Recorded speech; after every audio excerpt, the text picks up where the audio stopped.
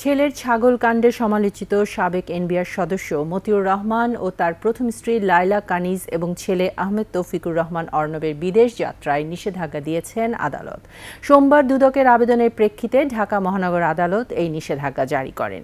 এদিকে সাবেক আইজিপি বেনজির আহমেদের স্ত্রী কন্যারাও সোমবার দুদকের ডাকে আদালতে হাজির হননি। রাসেল খানের রিপোর্ট। পবিত্র ঈদুল আজহার সময় এনবিআরের সদস্য মতিউর রহমানের দ্বিতীয় স্ত্রীর ছেলে মুশফিকুর রহমান ইফাত 15 লাখ টাকার ছাগল কিনতে গিয়ে সামাজিক যোগাযোগ মাধ্যমে ব্যাপক আলোচনায় আসেন। ছেলের বিলাসী জীবনযাপনের সূত্র ধরেই মতিউর রহমানের বিপুল সম্পদের বিষয়টি আলোচনায় উঠে আসে। এনবিআর সদস্য মতিউর রহমানের বিরুদ্ধে দুর্নীতির মাধ্যমে বেনামে সম্পদ গড়ার তথ্য বেরিয়ে আসতে থাকে।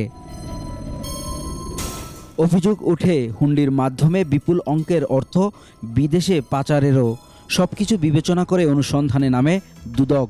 মতিউর রহমান ও তার পরিবারের সদস্যরা বিদেশে পালিয়ে যাওয়ার চেষ্টা করছেন এমন খবর চাউর হতেই তাদের দেশ থেকে নিষেধাজ্ঞা চেয়ে আদালতে আবেদন করে দুদক। আদালত সেই আবেদন মঞ্জুর করেছেন। অভিযুক্ত যারা আছেন মতিউর রহমান, তার স্ত্রী লায়লা কানিজ এবং তার ছেলে তৌফিকুর রহমান অর্ণব, তাদের 3 জনের বিরুদ্ধে বিদেশ গমনের নিষেধাজ্ঞা জারির জন্য একটি আবেদন করা হয়েছে টিম লিডার মোহাম্মদ আনোয়ার হোসেনের পক্ষে।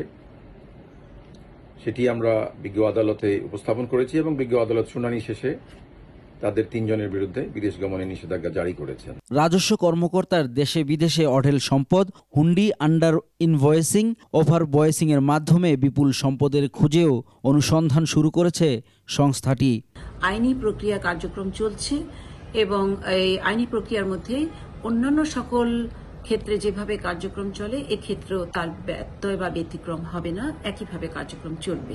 এদিকে সাবেক পুলিশ প্রধানের অবৈধ সম্পদ অর্জনের দায়ে দুদক তলব করে স্ত্রী জিশান মির্জা, মেয়ে ফারহিন রিশতা ও তাহসিন রাইসাকে। সোমবার হাজির হওয়ার কথা থাকলেও দুদকে আসেননি তারা। অনুসন্ধানকারী টিম এই আবেদনের বিষয় কিংবা আমাদের দুর্নীতি দমন কমিশন আইন 2004 ও দুর্নীতি দমন কমিশন বিধিমালা 2007 অনুযায়ী তারা প্রয়োজনীয় কার্যক্রম গ্রহণ করছেন এবং নির্ধারিত সময়ের মধ্যে আশা করছি তারা তাদের প্রতিবেদন দাখিল করতে পারবেন। রাসেল খান, একুশে টেলিভিশন, ঢাকা।